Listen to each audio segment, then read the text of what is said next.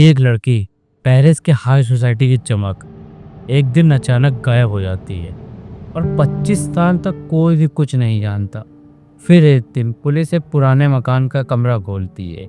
उसमें जो मिलता है वो लिटरली तुम्हारी नींद उड़ा लेता। हे, मेरा नाम है एम और ये है सिन विस्पर। यहाँ हम वो कहानियाँ डालते हैं जो या तो दुनिया भुला चुकी है या दुनिया ने जानबूझ के दबा दी है। अपनी सीट बेल्ट लगा लो, लाइट डिम कर लो, क्योंकि ये कहानी तुम्हारे दिमाग में हमेशा रहने वाली है। Paris, France, 1876। ये जमाना था जब फ्रांस में ही फैशन और सोफिस्टिकेशन का डंका बजता था। रिच लोग सोशल बॉल्स अटेंड करते थे और क्लास ही सब कुछ था। इस अपर क्लास दुनिया का हिस्सा थी ब्लांच मोनियर। 25 साल की beautiful, well educated, upper class France society की डार्लिंग। ब्लांच की माँ लुइस मोनियर एक वेल रिस्पेक्टेड वुमेन थी और भाई मार्कल मोनियर एक सीनियर लीगल ऑफिशियल था। बेसिकली मोनियर फैमिली एक परफेक्ट फैमिली थी, रिच, रिस्पेक्टेबल, इन्फ्लुएंशियल। लेकिन फिर ब्लांच अचानक गायब हो गई और सबको लगा कि वो कहीं भाग गई, क्योंकि रूमर्स थे ब्लांच किसी लॉयर के साथ प्यार में थी। लेकिन प्रॉब्लम ये थी कि वो लॉयर मिडिल क्लास था और मैडम लुइस मोनियर को ये मंजूर नहीं था कि उनकी बेटी किसी मिडिल क्लास वाले के साथ शादी करे। तो फैमिली ने ऑफिशियली अनाउंस कर कि ब्लांच ने घर छोड़ दिया और हमें कुछ भी पता नहीं। और सोसाइटी ने भी कह दिया कि अरे लव स्टोरी की भाग गई होगी। लेकिन समय बीतता गया, 1 साल, 5 साल, 10 साल, 20 साल, और ब्लांच कभी वापस नहीं आई। ना कोई साइटिंग, ना कोई लेटर, ना कोई खबर, नथिंग। जैसे वो इस दुनिया से गायब हो चुकी हो। फिर मई 23, 1901 पेरिस के अटॉर्नी जनरल को एक अनोनिमस लेटर मिलता है। एक वुमेन को मोनियर हाउस के एक लॉक्ड रूम में कैद करके रखा गया है। वो आधी मर चुकी है। उसके साथ जानवर भी इतना अच्छा नहीं रखते जितना उसके अपने करीबी रिश्तेदार उसको रख रहे हैं। जाके देखो।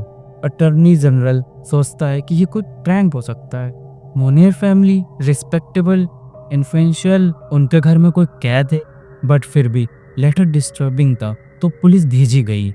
मई 23 को पुलिस मोनियर फैमिली मैंशन पहुंचती है। लुइस मोनियर उनका स्वागत करती, काम, फ्लाइट। मार्कल मोनियर भी सोफिस्टिकेटेड वे में बात करता है। पुलिस कह रही थी हमें अनोनिमस कंप्लेंट आई है, घर चेक कर। लुइस ने क्लियरली मना किया, ये बेकार की अफवाह है। हम जैसे हाई क्लास लोग ये बेकार के काम नहीं करते हैं। तो फिर पुलिस ने वारंट दिखाया जिस पे घर चेक करना पड़ा। घर के कोने में पुरानी वुडन डोर दिखी जिस पे एक रस्टेड आयरन लॉक था। पूरा डोर गंदगी से भरा था और कोई स्मेल भी आ रही थी। सड़ा हुआ यूरिन, वेस्ट, डंपनेस की मिक्स स्मेल टाइप कुछ। एक ऑफिसर ने लॉक तोड़ने की कोशिश की। लॉक टूट गया। जब उन्होंने डोर खोला, वो जो स्मेल पहले थोड़ी सी आ रही थी अब फुल ब्लास्ट में उनके मुंह पे चढ़ गई। रूम में पूरा अंधेरा था। बस एक छोटी सी ब्रोकन विंडो थी जिसमें सनलाइट आती थी। थोड़ी कमरे में स्पाइडर वेब्स, गंदगी, रोटन फूड, ब्रोकन फर्नीचर और एक कोने में ब्लांच मोनियर 52 साल की हो चुकी थी, मगर दिखती थी जैसे किसी ने 90 साल की हड्डी छोड़ी हो। उसका पूरा बॉडी मेल न्यूट्रिशन से स्केलेटल हो गया था। हेयर टैंगल, स्किन खून से भरी हुई, बॉडी पे पालतू कपड़े भी। वो एक घूंघट की तरह कपड़ा लिपटा दे और उसके नीचे सब कुछ बेयर था। 25 साल तक वो वही कमरा था, वही जिंदगी थी। पुलिस जब रूम में घुसी उनका पहला इंस्टिंक्ट था एम्बुलेंस बुलाओ। ब्लांच जिंदा थी बट बेयरली। उसका वेट सिर्फ 25 से 30 केजी था और वो अपने मलमूत के बीच लेटी हुई थी। आंखें इतनी थोड़ी खुली थी कि जैसे एक भूत पुरानी हवेली के कोने में हो। उसके मुंह से कुछ आवाज नहीं निकल रही थी, बस एक गर्गलिंग की आवाज, जैसे वो कुछ बोलना चाहती हो पर बोल ना पा रही हो। पुलिस ने तुरंत उसे उठाने की कोशिश की, लेकिन उसका शरीर इतना कमजोर था कि उसे उठाते वक्त ही वो चीख पड़ी। जख्म पुराने थे, कुछ तो फंगस या इन्फेक्शन में बदल चुके। उन्होंने तुरंत इमरजेंसी मेडिकल टीम बुलाई। जैसे ही ब्लेंच को बाहर लाया गया, सारी गली घूम गई। इतने सालों बाद ब्लेंच मोनियर, जिसे दुनिया भूल चुकी थी, वो जीती जागती एक हॉरर स्टोरी बनके उनके सामने थी।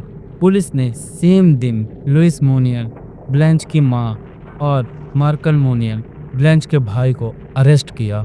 यूएस से जब पूछा गया, आपने अपनी बेटी को 25 साल तक बंद क्यों रखा, तो उसका जवाब था, वो जिद कर रही थी शादी करने की, एक मिडिल क्लास आदमी से। मैं उसे समझा नहीं पाई तो मैंने उसे बंद किया, और मैं भूल गई थी कि समय बीत रहा है। भूल गई? तुम किसी को 25 साल तक के कमरे में बंद करती हो और बोलती हो कि तुम भूल नहीं? ये तो लिटरल माँ के नाम पे धब्बार। पेरिस की मीडिया का ये सबसे बड़ा स्कैंडल बन गया। The monster mother of France, ये हेडलाइन छपने लगी। लुइस के घर के बाहर लोग जमा होने लगे, चिल्लाते हुए, मॉन्स्टर, डीमन, विच, मारो इसे। और guess what, Louise Monier arrest के 15 दिन के बाद ही जेल में मर गई स्ट्रोक से। ऐसे बोलते कर्मा ने छाती पर लात मारी। अब रह गया था उसका भाई मार्कल मोनियर। कोर्ट में उसने अपना बयान दिया कि मुझे पता था ब्लेंच मोनियर अंदर है, पर मैं पावरलेस था क्योंकि सारा घर माँ ही चलाती थी। हाँ भाई, माँ ने कहा तो तुमने अपनी बहन को 25 साल तक के मेंटल और फिजिकल टॉर्चर में छोड़ दिया। पोर्ट ने बोला, तुम एक एजुकेटेड आदमी हो, लॉ ऑफिसर हो, फिर भी तुमने कुछ नहीं बोला। तुम तो और ज्यादा गिल्टी हो। मार्कल को इनिशियली 15 मंथ्स की जेल मिली और उसने अपील किया, और कोर्ट ने बोला उसने टॉर्चर डायरेक्टली नहीं दिया, बस अलाउ किया। Wow, and he got released. मतलब बंदा सारा टाइम बैकग्राउंड विलन बना रहा और इतनी इजीली बाहर आ गया। पब्लिक का गुस्सा और भड़क गया। ब्लेंच मोनियर को जब हॉस्पिटल ले जाया गया, डॉक्टर लिटरली शॉक थे।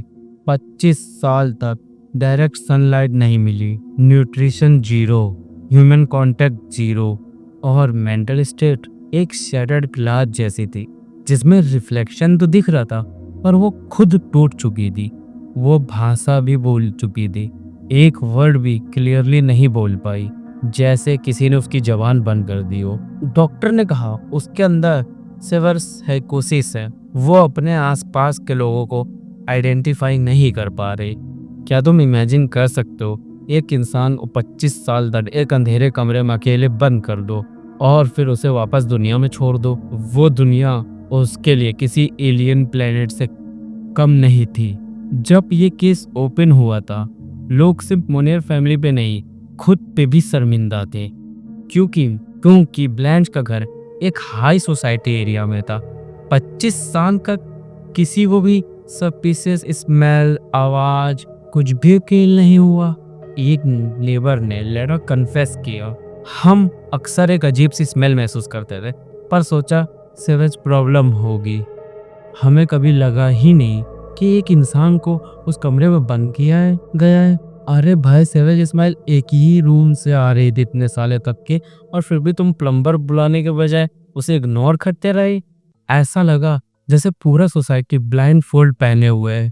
हॉस्पिटल में ब्लेंच को रिहेबिलिटेशन के लिए भेजा गया, पर वो कभी भी नॉर्मल नहीं हो पाई। वो किसी से बात नहीं करती थी, उसका ऑलमोस्ट सब कुछ मेमोरी से इरेज हो चुका था। ना माँ, ना भाई, ना लॉयर, उसको कुछ भी याद नहीं था। 10 साल तक वो साइकेट्रिक फैसिलिटी में रही, और फिर 1913 में ब्लेंच मोनियर का डेथ हो गया। 52 साल की उम्र तक बंद कमरे में, और 10 साल मेंटल हॉस्पिटल में।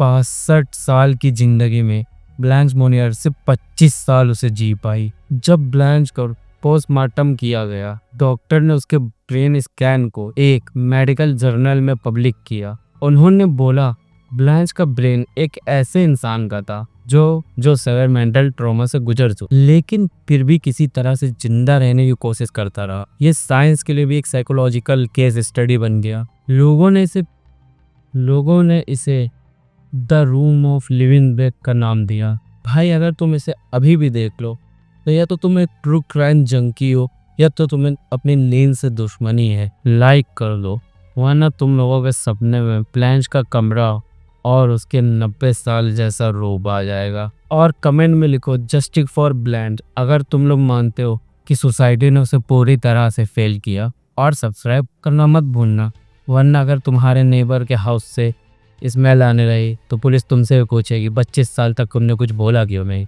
इस केस के बाद फ्रांस की पब्लिक लिटरली ट्रॉमा में चली गई। न्यूज़ हेडलाइंस ने इसे बनाया the ghost girl of poeters. I don't know how to pronounce it. It's a woman who never saw light. The family that buried her alive. लोग इतना shock थे कि पेरिस के स्टूडेंट ने प्रोटेस्ट तक के किया। ये सिर्फ एक माँ की गलती नहीं है, सिस्टम का भी फेलियर है। टीचर, लॉयर्स, डॉक्टर सब गिनती किल कर आई कि 25 साल तक के किसी में कोई रिपोर्ट तक नहीं दी। ब्लैंच मोनियर का केस आज भी हार्वर्ड, कैम्ब्रिज, सोरबोन, फ्रांस जैसी यूनिवर्सिटी में as a psychology criminal justice case study पढ़ाया जाता है। सब्जेक्ट इनविजिबल इम्प्रिजमेंट, जब पर्सन जेल में नहीं है लेकिन फिर भी लॉप होता है। सोशल नेग्लेक्ट, जब आसपास के लोग सब देखते हैं पर फिर भी कुछ नहीं बोलते। मैटरनल नार्सिज्म एंड कंट्रोल, जब माँ अपनी बेटी की जिंदगी बर्बाद कर लेती है अंडर द नेम ऑफ इज्जत। सोच के देखो, तुम्हारे घर के बगल में कोई इंसान 25 साल तक बंद हो और तुम सिर्फ महसूस को होता था कुछ अजीब है बोल के आगे बढ़ जाओ। क्या तुम गिल्टी हो? सबसे क्रीपी फैक्ट, वो कमरा जहां ब्लैंच को बंद किया आज भी एग्जिस्ट करता है। वही बेड, वही ब्रोकन विंडो, वही गंदी दीवार। वो घर अब प्राइवेट ओनरशिप में है। हर कुछ टाइम पे उसके आसपास के लोग कहते हैं रात में वहां से आवाज आती है जैसे कोई रो रहा हो या कुछ बोलने की कोशिश कर रहा हो। Goose bumps.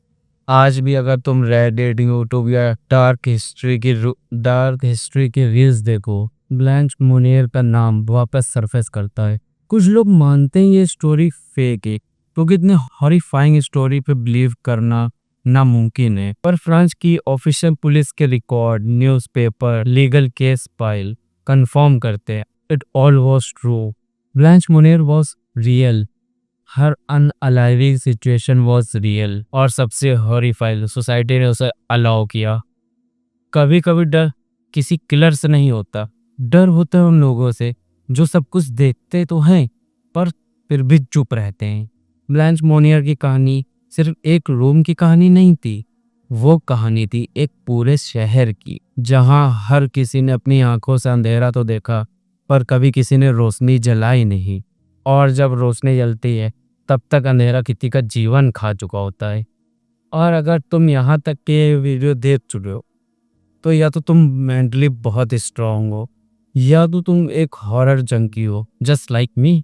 लाइक करना मत भूलना, वरना अगले फुल मून पे तुम्हारे कमरे से भी आवाज आ सकती। मुझे बाहर निकालो।